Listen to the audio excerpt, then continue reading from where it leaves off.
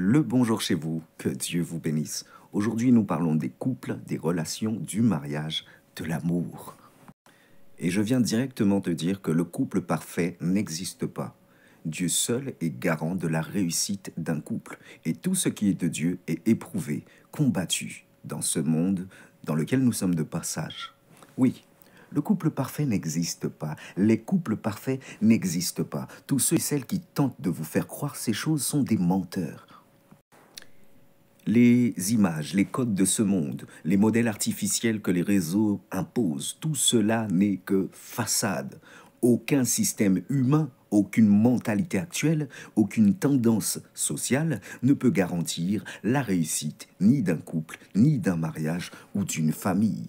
Les codes de ce siècle ne sont pas des fondations. Les opinions humaines ne sont pas des piliers. Les influences extérieures ne sont pas une sécurité. Le seul, l'unique garant, celui qui bâtit, celui qui protège et qui soutient un couple, c'est Dieu et Dieu seul. Il est écrit, si l'Éternel ne bâtit la maison, ceux qui la bâtissent travaillent en vain. Psaume 127 au verset 1. Voilà pourquoi un couple n'a pas besoin d'être parfait. Il a besoin d'être posé sur le roc. Beaucoup de gens sont là autour de vous, à essayer de vous dire ce qu'il vous manque, ce que vous n'avez pas, et qui vous font douter, qui vous frustrent même parfois. Mais laisse-moi te dire pourquoi votre couple est fort. Votre couple est fort parce qu'il a traversé le feu. Un couple devient puissant non pas en évitant les épreuves, mais en restant ensemble au milieu de ces épreuves-là. La perfection n'enseigne rien. Le combat, lui, enseigne tout. Il est écrit, le feu éprouve la qualité de l'œuvre de chacun, à 1 Corinthiens 3, verset 13. Bien-aimés, vous êtes puissants, non pas parce que vous êtes tout beau, mais parce que vous avez survécu au feu sans perdre la main de l'autre. N'écoutez pas et ne vous laissez pas piéger par ceux qui observent, mais qui ne vivent rien. Il faut le dire. Beaucoup de ceux qui parlent de votre couple ne vivent pas le quart de ce que Dieu vous donne. Ils regardent, ils comparent, ils critiquent. Leurs propres relations n'ont ni profondeur, ni combat et ni croissance. Ce sont des spectateurs qui se donnent le rôle de juge. Mais un spectateur ne connaît jamais le prix payé par ceux qui jouent réellement la partie. Il est écrit, l'homme regarde à ce qui frappe les yeux, mais l'Éternel regarde au cœur. 1 Samuel 16 au verset 7. Alors, ne laissez pas des personnes vides commenter ce que Dieu remplit, ce avec quoi Dieu est en train de travailler. Ne laissez pas des personnes instables influencer ce que Dieu est en train de stabiliser. Ne laissez pas des regards extérieurs pénétrer votre intimité. Faites attention à qui vous donnez accès à votre intimité. Votre couple est une terre sacrée. Et toute terre sacrée doit être protégée.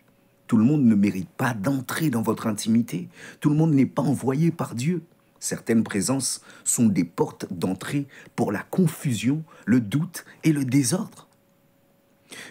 Ne donnez pas vos perles aux pourceaux. C'est ce qu'il est écrit en Matthieu 7 au verset 6. Pourquoi ? Pourquoi le Seigneur nous a écrit ça? Parce qu'il y a des personnes qui apportent le doute, des personnes qui apportent la jalousie, qui apportent la frustration, qui apportent la peur, qui apportent l'instabilité. Mais quelqu'un qui vient réellement de Dieu, celui-là va venir vous apporter la paix, la clarté, l'avancement, la lumière, la sagesse, l'encouragement, des solutions et des conseils qui vont renforcer votre unité. Bien-aimé, Dieu n'est pas un Dieu de désordre, mais un Dieu de paix.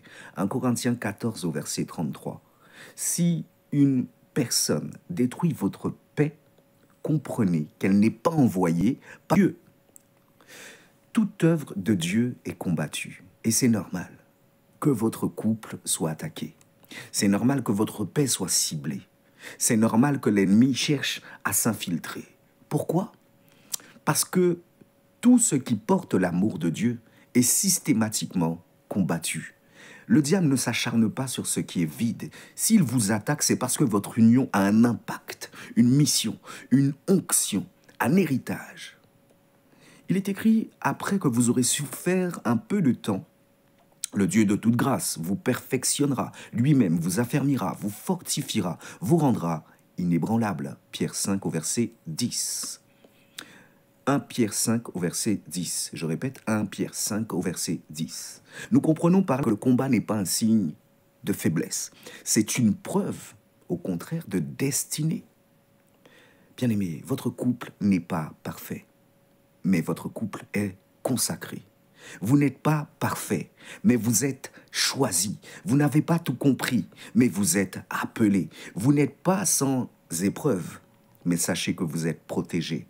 Ce qui fait la force d'un couple, ce n'est pas l'image, ce n'est pas la perfection, ce n'est pas les apparences, ce ne sont pas les codes du monde. Ce qui fait la force d'un couple, c'est Dieu, la vérité, l'amour, la persévérance, le feu traversé ensemble, la protection divine, la paix du Seigneur. Votre couple n'est pas un décor, c'est une œuvre de Dieu. Et chaque œuvre de Dieu devient un témoignage pour le monde. Bien-aimé, j'espère que tu as reçu, que tu as compris ce message. N'hésite pas de liker, de t'abonner, de commenter, de partager. Je te dis shalom, je vous dis shalom, à très bientôt. Vous êtes trop beaux ensemble, vous êtes magnifiques. Ne laissez personne vous séparer.